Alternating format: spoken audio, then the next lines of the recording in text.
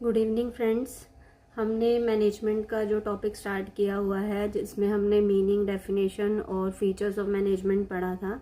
आज हम उससे आगे का जो टॉपिक है, जिसमें प्रिंसिपल्स ऑफ मैनेजमेंट है, उसको डिस्कस करने वाले हैं। क्योंकि प्रिंसिपल ऑफ मैनेजमेंट का जो टॉपिक है वो बहुत ज़्यादा इंपॉर्टेंट टॉपिक है, और उससे हर जगह, चाहे आप ग्रेजुएशन लेवल पे हो, पोस्ट ग्रेजुएशन पे हो, या फिर आप नेट के एग्ज़ाम की प्रिपरेशन कर रहे हो, तो हर जगह उससे कोई ना कोई क्वेश्चन जो है ज़रूर आता है।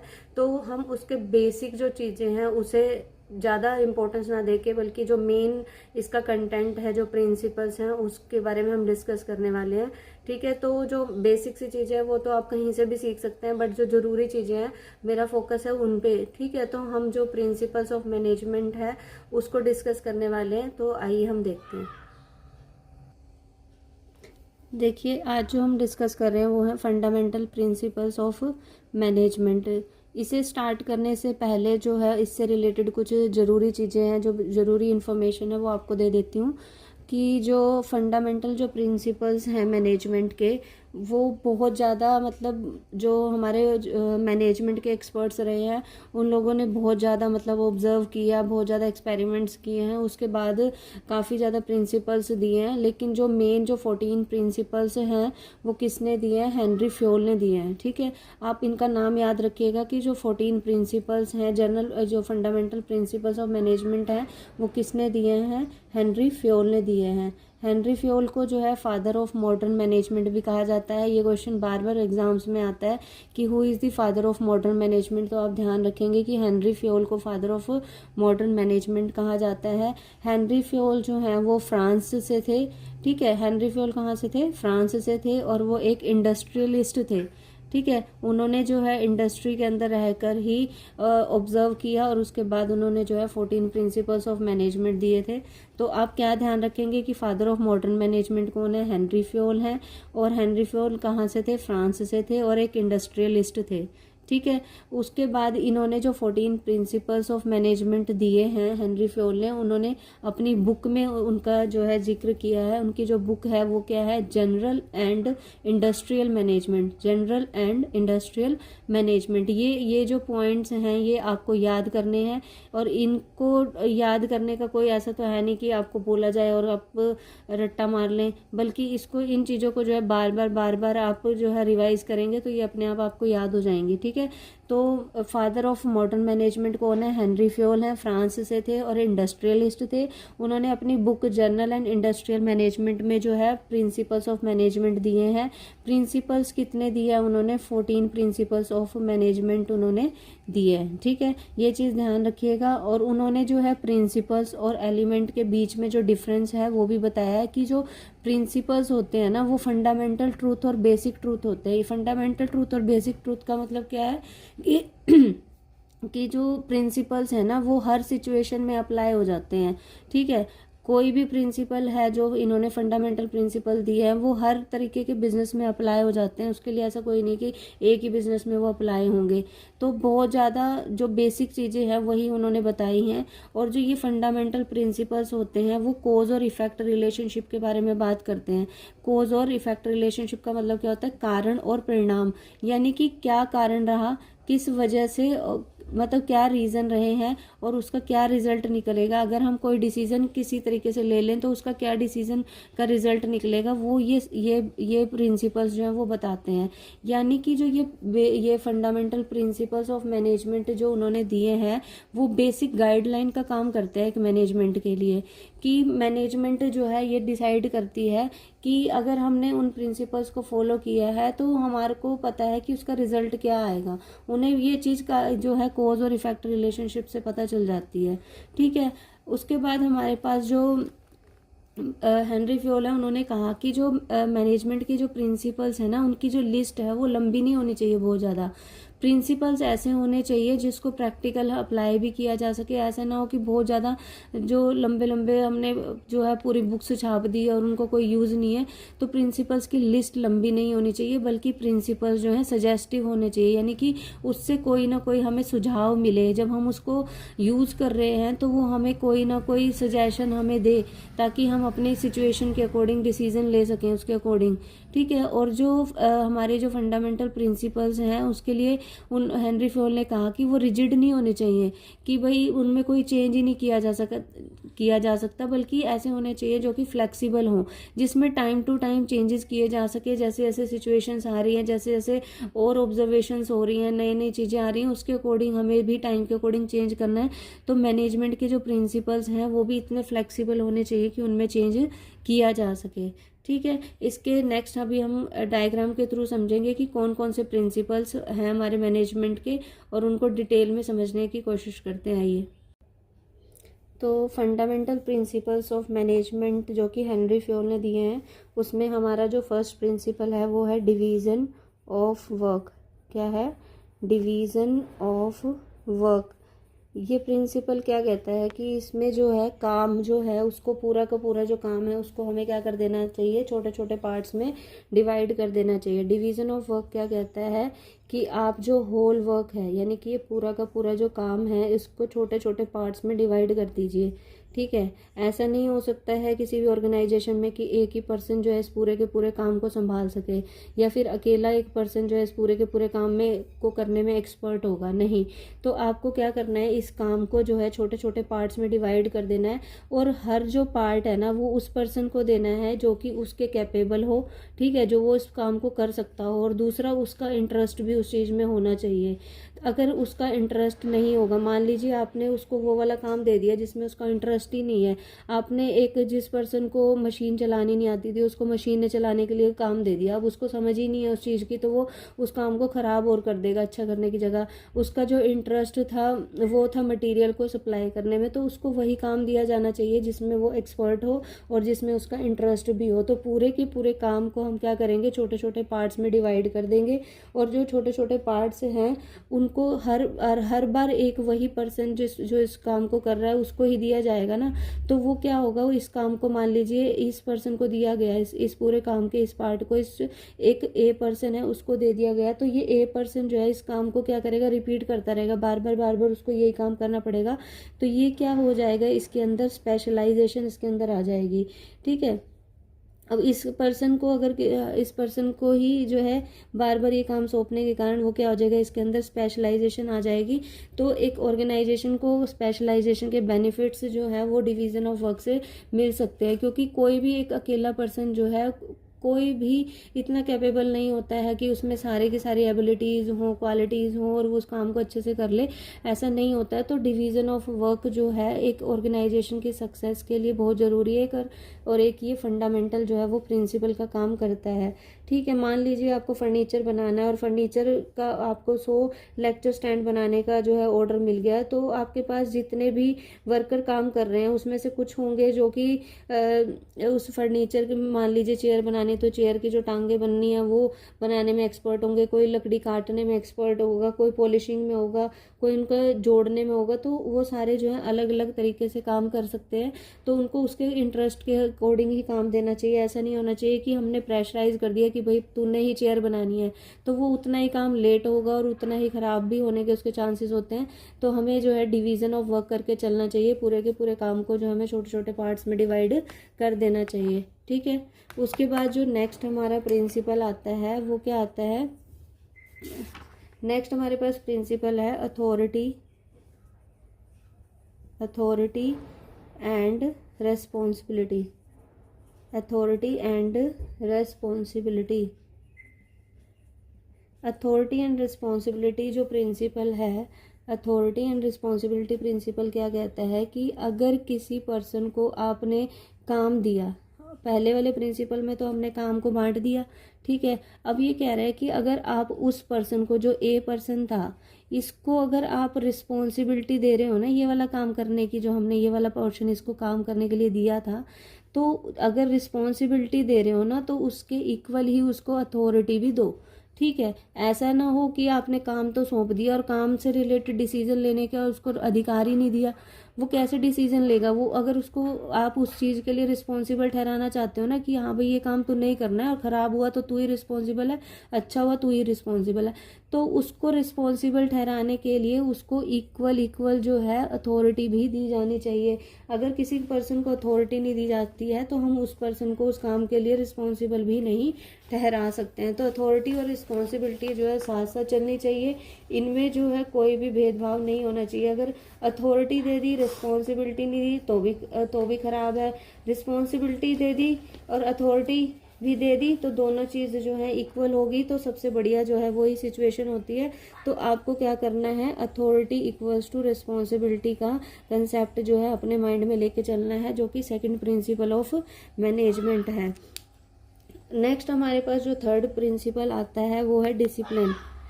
क्या है? Discipline.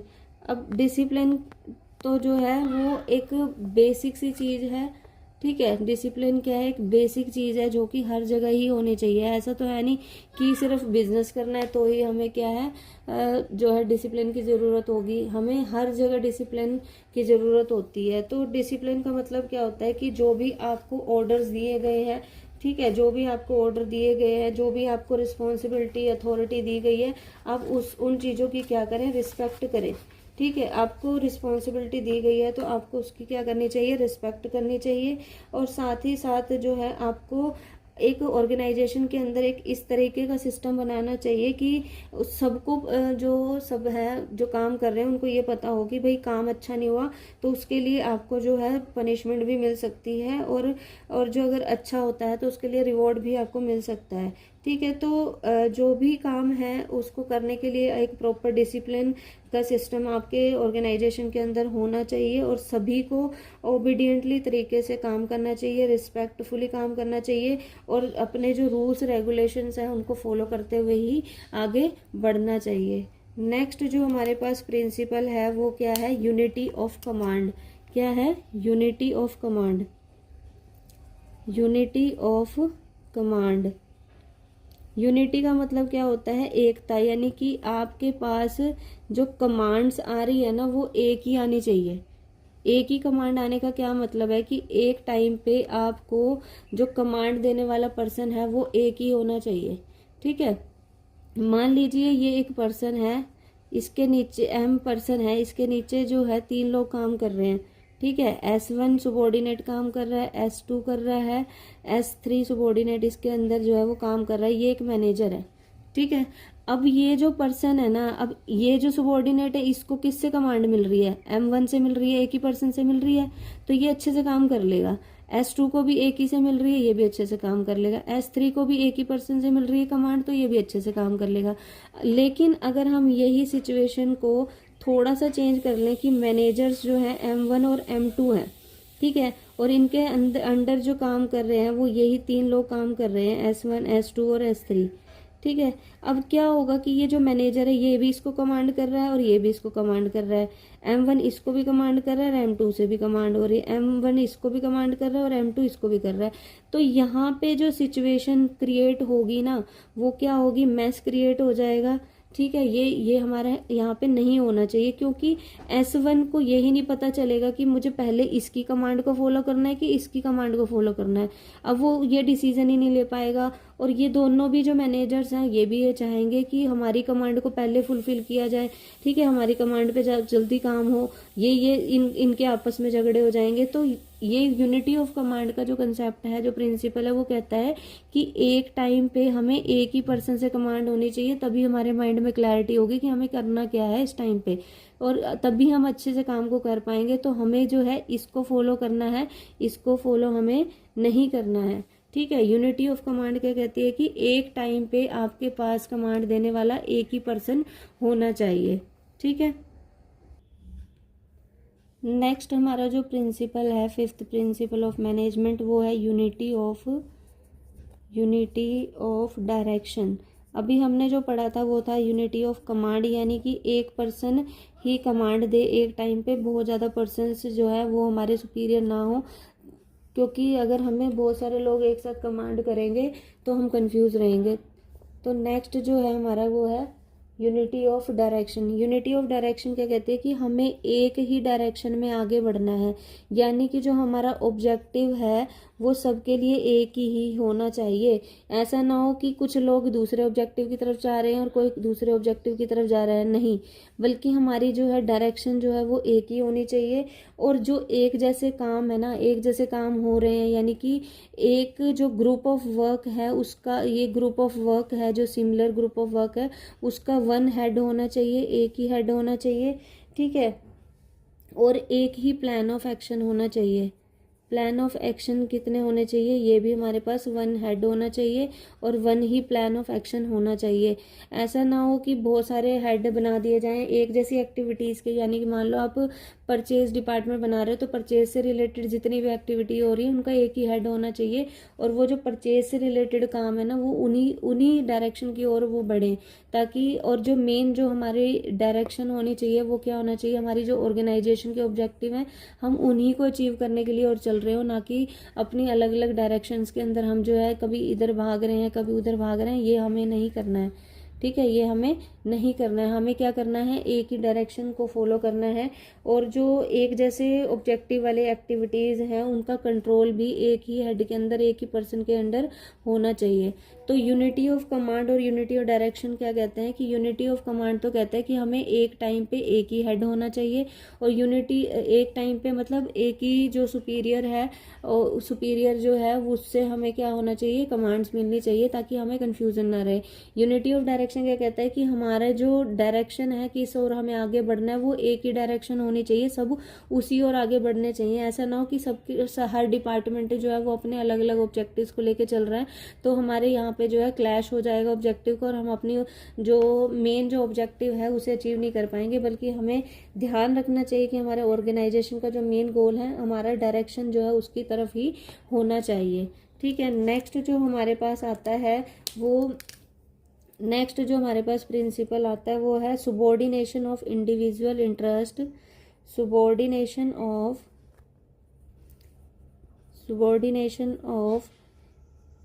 Individual interest to general interest.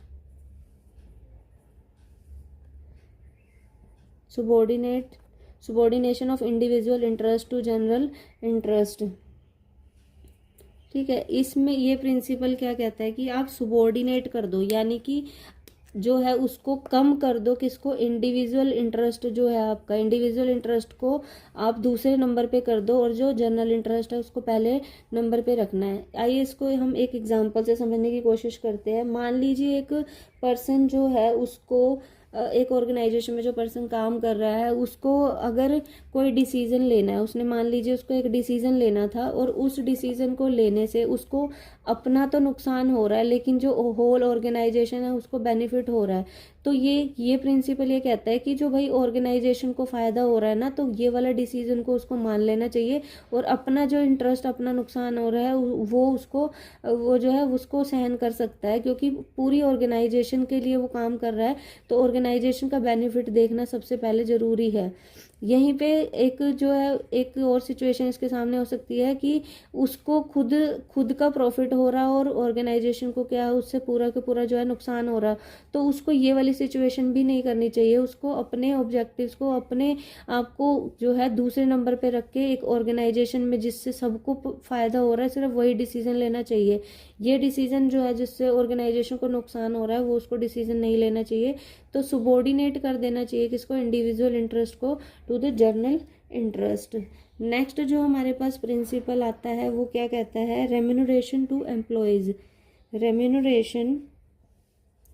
Remuneration to employees, यहाँ पे ये कहा जाता है कि जितने भी एम्प्लॉयज एक ऑर्गेनाइजेशन के अंदर काम कर रहे हैं, ठीक है, एक ऑर्गेनाइजेशन के अंदर जितने भी एम्प्लॉयज जो है वो काम कर रहे हैं, उनको उनके काम के बदले में जो रेम्यूनरेशन मिलनी है वो फेयर होनी चाहिए, ठीक है। उनको जितना काम दिया गया, जितना वर्क दिया गया उसके इक्वली हमारी क्या होनी चाहिए, रेम्यूनरेशन होनी चाहिए।